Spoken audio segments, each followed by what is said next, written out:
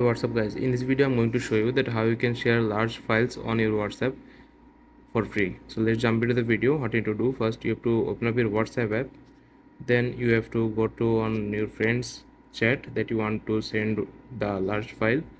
Then what you have to do, you have to click on this option like here, then you have to select the document option.